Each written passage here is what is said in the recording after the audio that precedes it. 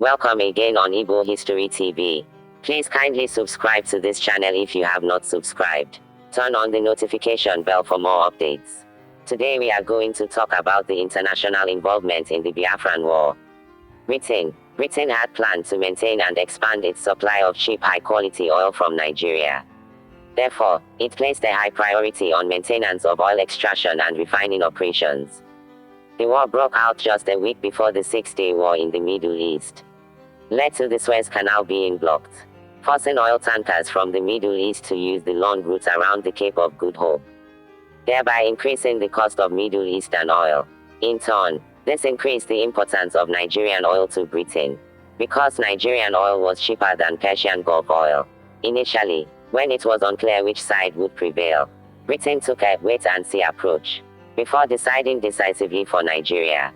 Nigeria had a navy of only 6 vessels, the largest of which was a frigate, an air force of 76 planes, none of which were fighters or bombers, and an army of 7,000 men with no tanks and a shortage of officers with command experience.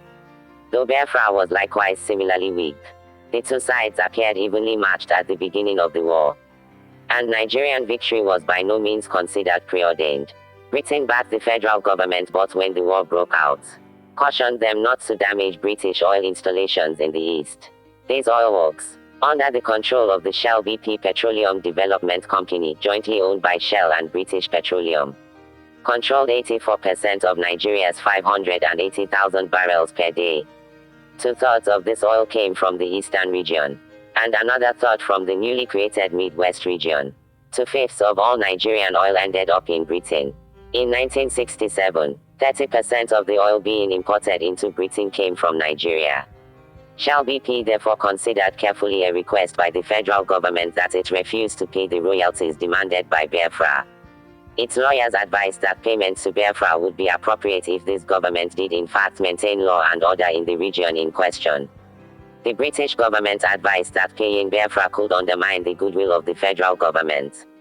Shell BP made the payment, and the government established a blockade on oil exports. Forced to choose a side, Shell BP and the British government threw in their lot with the federal government in Lagos, apparently calculating that this side would be more likely to win the war. As the British High Commissioner in Lagos wrote to the Secretary of State for Commonwealth Affairs on the 27th of July 1967, Ojukwu, even victorious, will not be in a strong position. He will require all the international help and recognition he can get. The federal government would be much better placed both internationally and internally. They would have a cast-iron case for the severest treatment of a company which has subsidized a rebel. And I feel fairly convinced they would press their case to the lengths of cancelling the company's concessions and nationalizing their installations. I conclude, therefore, if the company does change its mind and asks the British government for advice, the best that could be given is for it to clamber hastily back on the Lagos side of the fence with checkbook at the ready. Shell BP took this advice. It continued to quietly support Nigeria through the rest of the war, in one case advancing a royalty of £5,500,000 to fund the purchase of more British weapons. It was not until federal forces captured the Ocean Oil Terminal at Bonny on the 25th of July 1967 that the British Prime Minister Harold Wilson decided to back Nigeria with military aid. After the federal victory at Bonny, Wilson summoned David Hunt, the British High Commissioner to Nigeria, for a meeting at St. Downing Street in early August 1967 for his assessment of the situation. Hunt's view that the federal forces were the better organized and would win, because they could draw upon a greater population, led Wilson to side with Nigeria. During the war, Britain covertly supplied Nigeria with weapons and military intelligence and may have also helped it to hire mercenaries. After the decision was made to back Nigeria, the BBC oriented its reporting to favor this side. Supplies provided to the federal military government included 2 vessels and 60 vehicles. In Britain, the humanitarian campaign around Biafra began on the 12th of June 1968. With media coverage on ITV and in The Sun, the charities Oxfam and Save the Children Fund were soon deployed, with large sums of money at their disposal. France provided weapons, mercenary fighters, and other assistance to Biafra and promoted its cause internationally. describing the situation as a genocide. President Charles de Gaulle referred to Biafra as just and noble cause. However, France did not recognize Biafra diplomatically. Through Pierre Laurets, France had apparently provided to B-26s, Alouette helicopters, and pilots. France supplied Biafra with captured German and Italian weapons from World War II. Sans serial numbers, delivered as part of regular shipments to Côte d'Ivoire. France also sold Panhard armored vehicles to the Nigerian federal government. French involvement in the war can be viewed in the context of its geopolitical strategy, Franc-Afrique, and competition with the British in West Africa. Nigeria represented a base of British influence in the predominantly French-aligned area. France and Portugal used nearby countries in their sphere of influence, especially Côte d'Ivoire under President Félix Houphouët-Boigny, as way stations for shipments to Biafra. To some extent, also, France repeated its earlier policy from the Congo crisis, when it supported the secession of the southern mining province Katanga. Economically, France gained incentives through oil drilling contracts for the Société Anonyme Française des Recherches at d'Exploitation des Pétroliers SAFRAP, apparently arranged with eastern Nigeria in advance of its secession from the Nigerian Federation. SAFRAP laid claim to 7% of the Nigerian petroleum supply, in the assessment of a CIA analyst in 1970. France's support was actually given to a handful of Biafran bourgeoisie in return for the oil. Biafra, for its part, openly appreciated its relationship with France. Ojukwu suggested on the 10th of August 1967 that Biafra introduce compulsory French classes in secondary, technical and teacher training schools, in order to benefit from the rich culture of the French-speaking world. France led the way, internationally, for political support of Biafra. Portugal also sent weapons. These transactions were arranged through the Biafran Historical Research Center in Paris. French-aligned Gabon and Côte d'Ivoire recognized Biafra in May 1968. On the 8th of May 1968, de Gaulle personally contributed 30,000 francs to medicine purchases for the French Red Cross mission. Fairly widespread student-worker unrest diverted the government's attention only temporarily. The government declared an arms embargo, but maintained arms shipments to Biafra under cover of humanitarian aid. In July, the government redoubled its efforts to involve the public in a humanitarian approach to the conflict. Images of starving children and accusations of genocide filled French newspapers and television programs. Amidst this press blitz, on the 31st of July 1968, de Gaulle made an official statement in support of Biafra. Maurice Robert, head of Service de Documentation Extérieure at des Comptes Espionnage (SDECE), the French Foreign Intelligence Service African Operations, wrote in 2004 that his agency supplied the press with details about the war and told them to use the word genocide in their reporting. France declared Biafra Week on the 11th to the 17th of March 1969. Centered on a 2-franc raffle held by the French Red Cross. Soon after, de Gaulle terminated arms shipments, then resigned on the 27th of April 1969. Interim President Alain Poher fired General Jacques Foccart, the lead coordinator of France's Africa policy. Georges Pompidou rehired Foccart and resumed support for Biafra, including cooperation with the South African Secret Service to import more weapons. Soviet Union. The Soviet Union strongly backed the Nigerian government, emphasizing the similarity with the Congo situation. Nigeria's need for more aircraft, which Britain and the United States refused to sell, led Gowon to accept a Soviet offer in the summer of 1967 to sell a squadron of 17 MiG-17 fighters.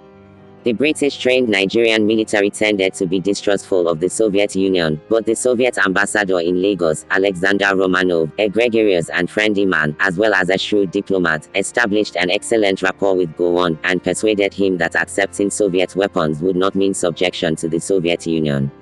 The first MiG-17s arrived in Nigeria in August 1967 together with some about 200 Soviet technicians, to train the Nigerians in their use. Though the MiG-17s turned out to be too sophisticated for the Nigerians to use properly, requiring Egyptian Air Force pilots to fly them, the Soviet-Nigerian arms deal turned out to be one of the turning points of the war.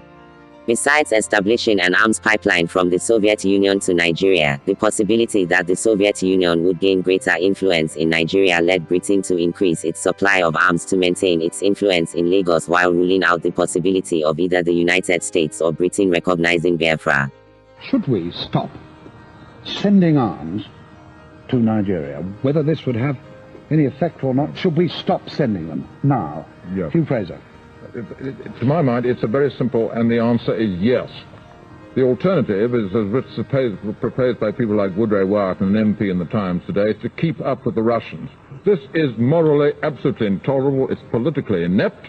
Your policy is losing out. You're making a fool of ourselves throughout the world. The people are regarding this country with moral obloquy. It's not this medical, and the policy has failed. If we don't supply arms to the Nigerian government, the Russians are going to go on doing it. The Russians have told the Nigerian government that whatever happens, they're going to see them through to victory. Well, is it wise that we should allow the whole of this vast area, with 52 million people in it, with more oil in it than Kuwait, to fall into the hands of the Russians? I mean, it's absolutely crazy. The Soviet Union consistently supplied Nigeria with weapons, with the diplomatic disclaimer that these were strictly for cash on a commercial basis. In 1968, the USSR agreed to finance the Kenji Dam on the Niger, somewhat upriver from the Delta. Soviet media outlets initially accused the British of cynically supporting the Biafran secession, then had to adjust these claims later when it turned out that Britain was, in fact, supporting the federal government.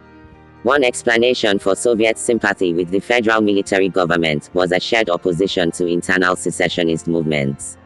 Before the war, the Soviets had seemed sympathetic to the Igbos. But Soviet Prime Minister Alexei Kosygin stated to their chagrin in October 1967 that the Soviet people fully understand Nigeria's motives and its need to prevent the country from being dismembered. Reportedly, the war substantially improved Soviet-Nigerian diplomatic and trade relations, and Moskvich cars began to make appearances around Lagos. The USSR became a competitive importer of Nigerian cocoa. United States. The United States officially declared neutrality, with U.S. Secretary of State Dean Rusk stating that America is not in a position to take action as Nigeria is an area under British influence. Formally, the United States was neutral in the Civil War. Strategically, its interests aligned with the federal military government. Although there was considerable popular sentiment in support of Biafra, the U.S. also saw value in its alliance with Lagos, and sought to protect $800 million in the assessment of the State Department worth of private investment. On the 9th of September 1968, United States presidential candidate Richard Nixon stated, "Until now, efforts to relieve the Biafra people have been thwarted by the desire of central government of Nigeria to pursue total and unconditional victory and by the fear of the Igbo people that surrender means wholesale atrocities and genocide. But genocide is what is taking place right now, and starvation is the Grim Reaper." When Nixon became president in 1969, he found there was little he could do to change the established stance aside from calling for another round of peace talks. Despite this, he continued to personally support Biafra. Gulf Oil Nigeria, the third major player in Nigerian oil, was producing 9% of the oil coming out of Nigeria before the war began. Its operations were all located offshore of the federally controlled Midwestern Territory, therefore it continued to pay royalties to the federal government and its operations were mostly undisrupted. Canada. At the request of the Nigerian government, Canada sent 3 observers to investigate allegations of genocide and war crimes against the Nigerian military. Major General W.A. Milroy was joined by 2 other Canadian officers in 1968. And the Canadian contingent remained until February 1970. Israel. From early on, Israel perceived that Nigeria would be an important player in West African politics, and saw good relations with Lagos as an important foreign policy objective. Nigeria and Israel established a linkage in 1957. In 1960, Britain allowed the creation of an Israeli diplomatic mission in Lagos, and Israel made a $10 million loan to the Nigerian government. Israel also developed a cultural relation with the Igbos, based on possible shared traditions. These moves represented a significant diplomatic success given the Muslim orientation of the northern-dominated government. Some northern leaders disapproved of contact with Israel and banned Israelis from Maiduguri and Sokoto. Israel did not begin arms sales to Nigeria until after Aguiyi Ironsi came to power on the 17th of January 1966. This was considered an opportune time to develop this relationship with the federal government. Ram Nigad became Israeli ambassador to Nigeria in January. 30 tons of mortar rounds were delivered in April. The eastern region began seeking assistance from Israel in September 1966. Israel apparently turned down their requests repeatedly, although they may have put the Biafran representatives in contact with another arms dealer. In 1968, Israel began supplying the federal military government with arms, about $500,000 worth, according to the U.S. State Department. Meanwhile, as elsewhere, the situation in Biafra became publicized as a genocide. The Knesset publicly debated this issue on 17 and the 22nd of July 1968, winning applause from the press for its sensitivity. Right-wing and left-wing political groups and student activists spoke for Biafra. In August 1968, the Israeli Air Force overtly sent 12 tons of food aid to a nearby site outside of Nigerian and Biafran airspace. Covertly, Mossad provided Biafra with $100,000 through Zurich and attempted an arms shipment. Soon after, Israel arranged to make clandestine weapons shipments to Biafra using Côte d'Ivoire transport planes. The nations of sub-Saharan Africa tended to support the Arabs in the Israeli-Palestinian dispute by voting for resolutions sponsored by Arab states at the United Nations. A major goal of Israeli diplomacy was to win the African states away from the Arab states. And given the way that the majority of African nations supported Nigeria, Israel was loath to antagonize them by supporting Biafra too overtly.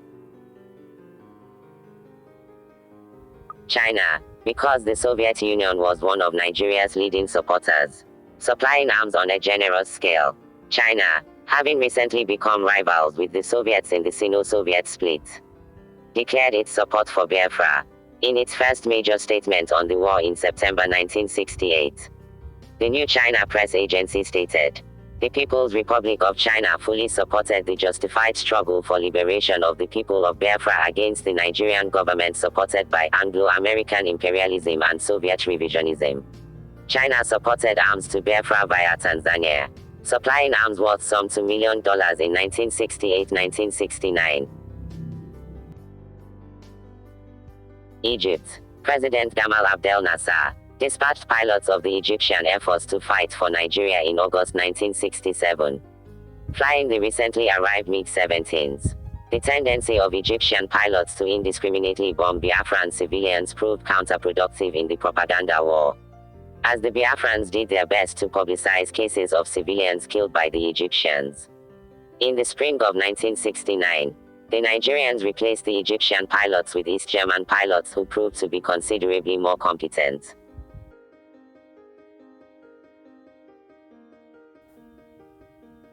Africa. Biafra appealed unsuccessfully for support from the Organization of African Unity, the precursor to the African Union. The member states generally did not want to support internal secessionist movements, and many African countries like Ethiopia and Egypt supported the Nigerian government in order to prevent inspiring revolts in their own countries. However, Biafra received the support of African countries such as Tanzania, Zambia, Gabon and Côte d'Ivoire.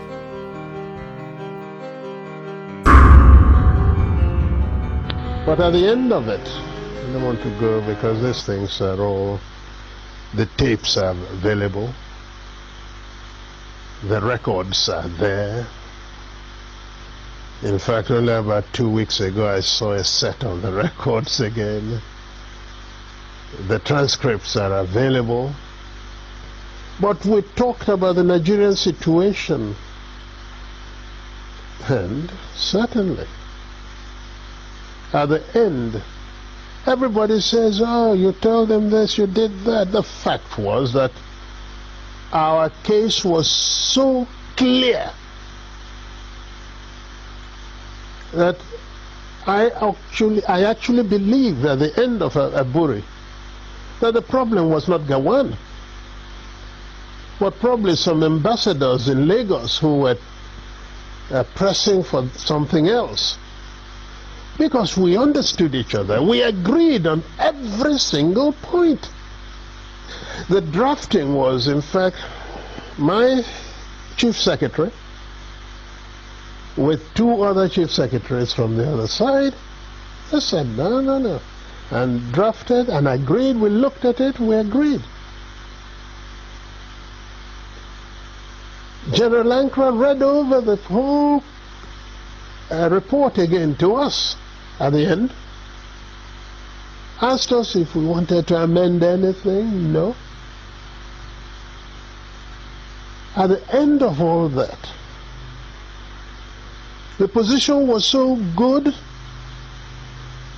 that actually Ankara drove Jack Gowon and myself to the airport. Jack was sitting on his left, I was sitting on his right. He was in the middle. And in the course of that journey, at a point, General Ankara shook his head and said, oh, thank you. Thank you. If only we can go on like this, everything would be all right. I believe I was the one. As I do now from time to time, I go for the dramatic. Suddenly I picked up Gowon's hand, put it on Ankara's lap, brought my other hand, placed it on it, and I said, General Sir, hold us together, I want to say something. So General Ankara put his hand on top of the two hands, and I said, General, I want to assure you that I am totally satisfied with everything we said. I will even go further and say to you something I did not say at the conference, and that is that once we have implemented everything we have said, I would ask you for one favor and one favor only, and that would be to be the one to propose Jack Gowon as a head of state of Nigeria. It was a two-day conference of peers and old mates, but its aftermath produced even further controversy.